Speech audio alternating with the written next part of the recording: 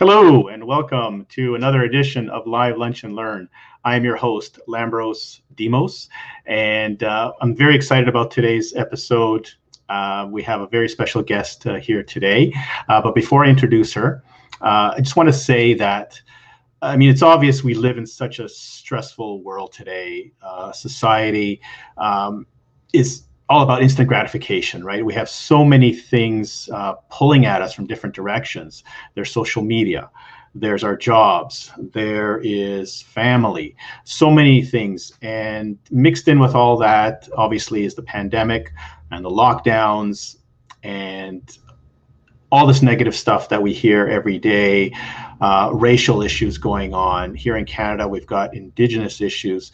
So how do we find time to deal with all this and still be able to take time and laugh and be happy?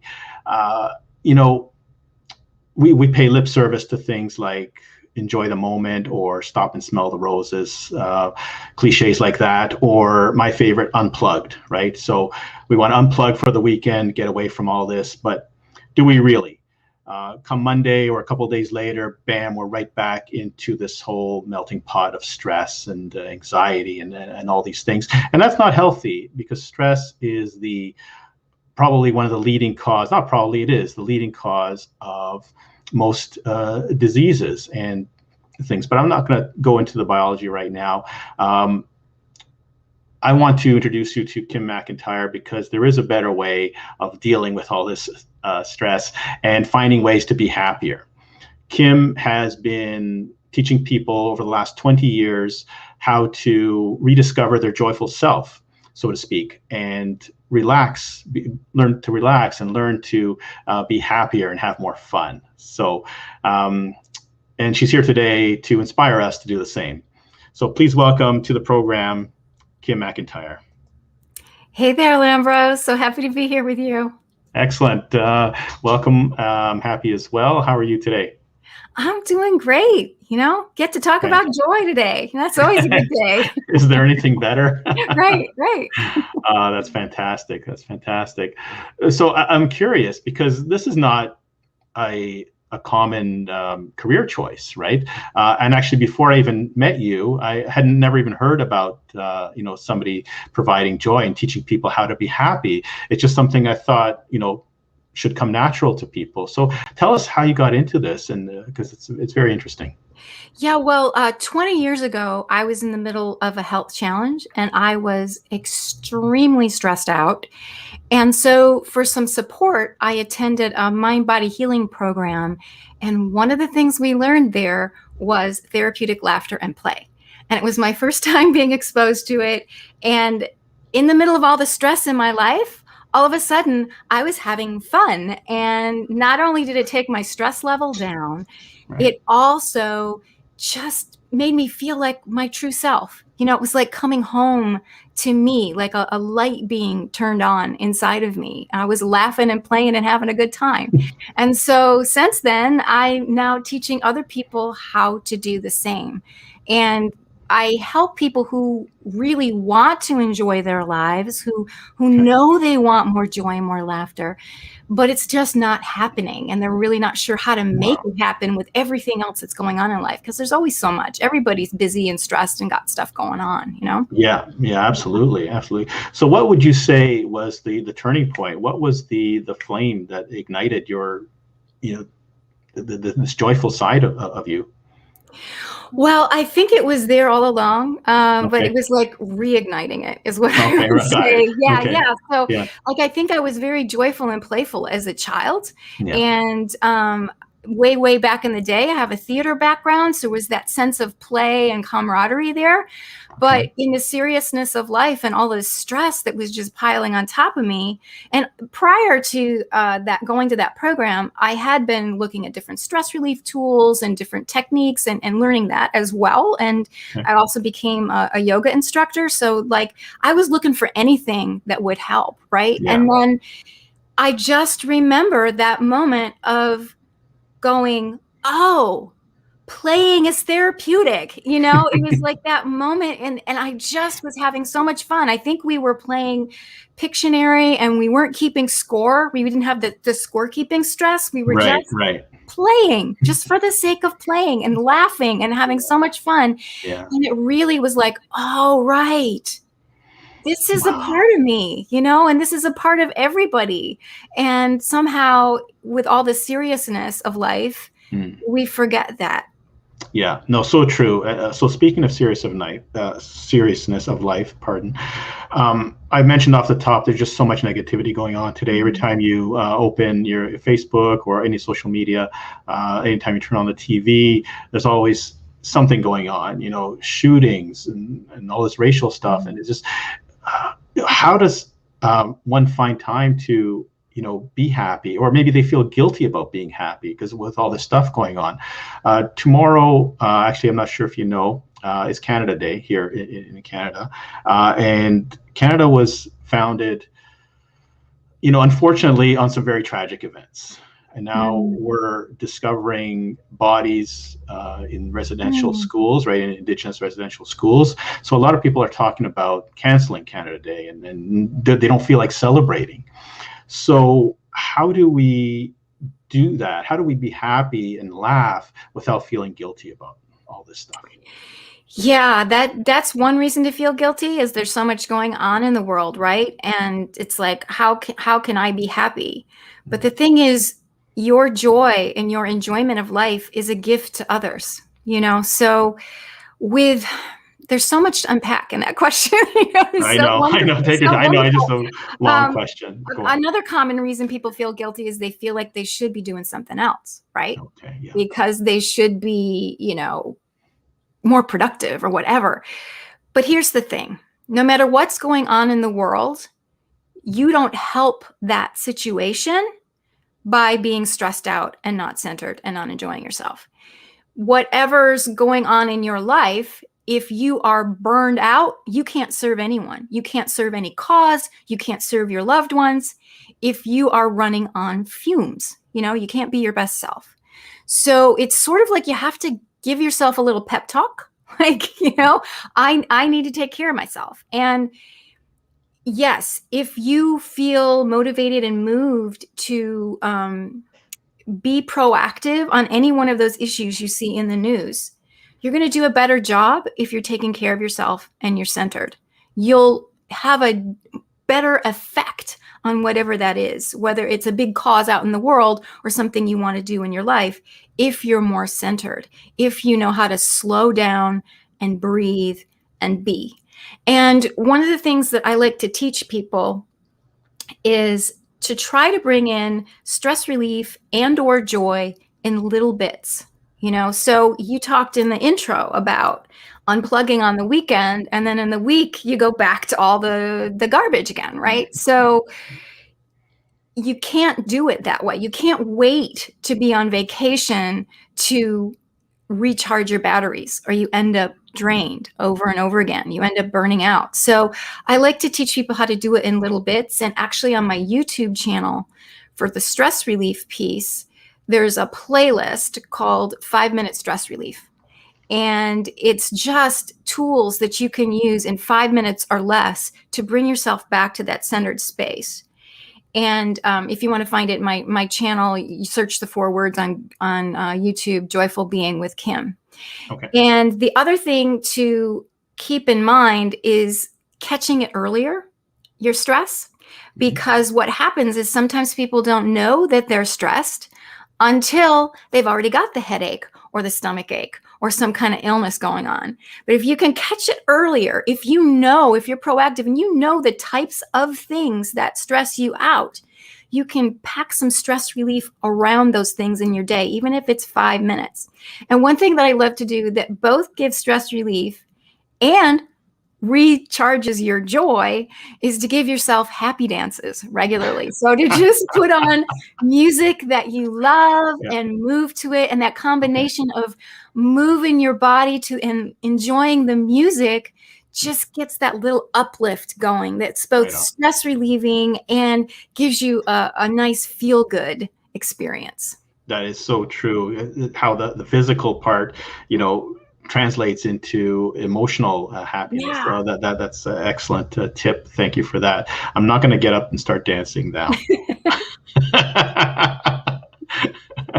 Fantastic. I give myself happy dances all the time without music, just to go, absolutely. Oh yay, I just did this. Yay. Yes. Yeah. No, that's great. That's great. And I love how you mentioned that we're happy to serve others, right? So, I mean, that's the key right there. I mean, yes, we can feel down about ourselves and what else is going on, but that's negative energy now that we're giving to other people, right? So we have to kind of give that positive energy to other people. So that's a fantastic point. But what if somebody, is really down? What if they're depressed? What if they are unable to laugh, or they don't feel like dancing? So what do you say to those people? Well, there's a couple things that can be going on. If someone is truly unable to feel joy and has no desire for it at all, there may actually be something going on with their health. So consulting a physician or a therapist is probably a really good idea. Okay. Another thing is that sometimes people, they think it has to be this big thing, right? Like that joy or laughing or anything has to be a big, huge jumping up and down thing, but it can be much more subtle than that. It can be just as simple as deciding, you know what, I'm going to go outside and look at that gorgeous sunset right now and just soak it in. It can be something very simple like that. And laughter, even if you don't feel like laughing, somebody can come along and make you laugh just like that. That's right. So laughter happens in an instant. So even if you don't feel like laughing, you can tell yourself, well, I know it might make me feel better to look for something that might make me laugh. And part of it is feeding your mind things that are going to be beneficial to you. So our ancestors survived by seeing what was wrong in the environment so that they could avoid the lion who wanted to have them for dinner, right? So there's a bit of a programming in our minds to look for what's not working, look for what's wrong. So it's almost making a conscious choice, not almost, it is frequently over and over again, making a conscious choice to seek out things that are going to uplift you, whether it's making you laugh or just inspiring you or just looking at silly, cat videos on YouTube. It's a break from feeding your mind the negativity that is in the world. There's lots of negativity to find. All you have to do is turn on the TV, but you can also turn on the TV or Netflix or whatever and look for a stand-up comedian who's going to make you laugh. Right. No, fantastic. I mean, just saying the word laughter brings a smile to my face, right? So it's so true. So, I mean, do you know why laughter is so contagious? Why laughter is contagious? Well, I think the sound, for sure. Yeah. It's across all cultures, across all people. It's the same sound. No matter what country you live in, what language you speak, it's the same sound. And we recognize it. Yeah. And there's actually studies that have been done that show that there's a part of your brain that gets activated when you hear someone else laugh. It's like, I don't know, like some kind of a mirror neuron thing. I'm not a scientist. I can't that thing. But it's something that happens in your brain that prepares you like, oh, I want to laugh too.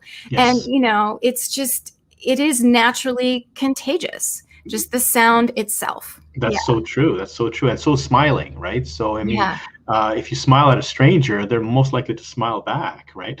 Unless they think you're an oddball. Yeah. That's so cool. That's so cool. Yeah.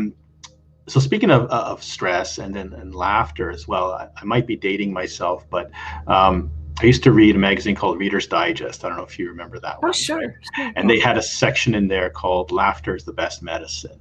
So, is it true? Right? I mean, can it be healing? It can be healing. It's not a replacement for regular medicine. Okay. And, I mean, if you need to take your medicine, you need to take your medicine.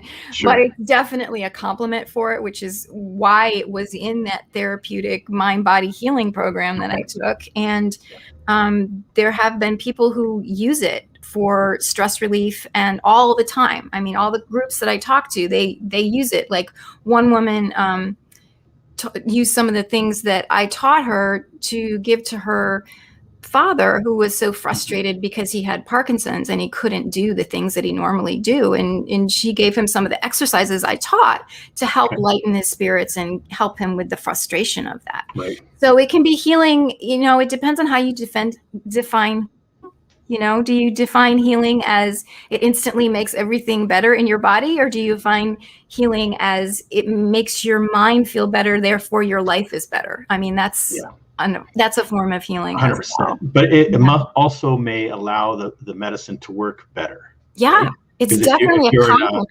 Definitely a compliment. So I agree with that 100%. So what would be your, I don't want to put a number on it, but let's say 5 tips to help someone bring joy back into their lives, just real quick? Yeah. So I would say the awareness of your habitual thoughts is a big one. Awareness of your habitual thoughts, because where your mind is, is where your focus goes. Gotcha. I would say give yourself permission. So if you are feeling guilty, give yourself permission. And I have another story about that I'll tell you later if you want. Sure. Yeah, go ahead. Just sit down now if you want. Okay. So I remember many, many years ago when I first started doing this, I had done a few different groups around town, different laughter workshops with adults. And then someone asked me to do a group with children. And I said, oh, sure. That sounds like fun. I'd never worked with children before. Right. And I totally lost control of the room. They were having a great time. They were bouncing off the walls, right? But I was like, oh my God, what am I doing? But my takeaway from that was, children don't need permission, because I had been teaching groups of adults who I had to gently coax to open up, to be willing to laugh and play. And the kids were just like, off we go. And so from that point on, every time I give a laughter lecture or workshop, I tell people, give yourself permission to laugh and play like you're a little kid again. And instantly I have a room full of big kids. It's giving yourself permission is very, very powerful. Yeah. Excellent. I like that. I love that. Yeah. And so, another thing is to focus on your inner state rather than expecting something from outside to give you joy. Yes, outside things can make you feel good. So I'm not saying don't seek those out and definitely know what those are for yourself, but also know that it's a bit more of an inside job. And that's back to the first tip, being aware of what your habitual thoughts are and what you're focusing on. Yeah. Excellent. And so another one of my tips I already gave, which is the happy dance. Happy dance. Happy dance. Moving your body, having happy dance and or music that lifts you up. They're both 100%. Both beautiful. It always does. Well, always works for me. Yeah. And another tip I would give would be to notice what types of questions you're asking yourself. So are you asking yourself a question like, what is wrong with me? Or how could it be so stupid? Right? Your brain's a computer. It's going to look for the answer. So you want to ask higher quality questions than that. Like, what would be enjoyable for me right now? And actually, that's my free giveaway on my website is 10 powerful questions for jumpstarting joy, for rediscovering what brings you joy.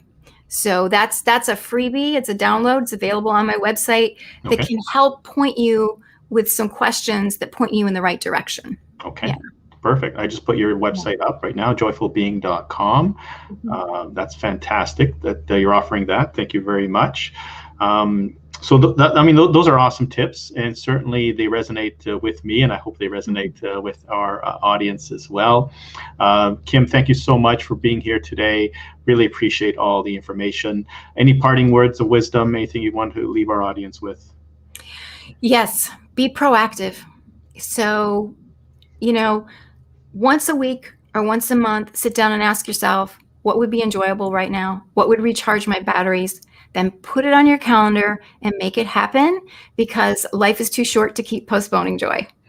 Fantastic. I love it. Thank you so much, Kim. It was a pleasure chatting today. Hopefully we can do this again sometime. And have a wonderful day. Thank you. You too, Lambros. Thank you. Bye-bye. Bye, everybody.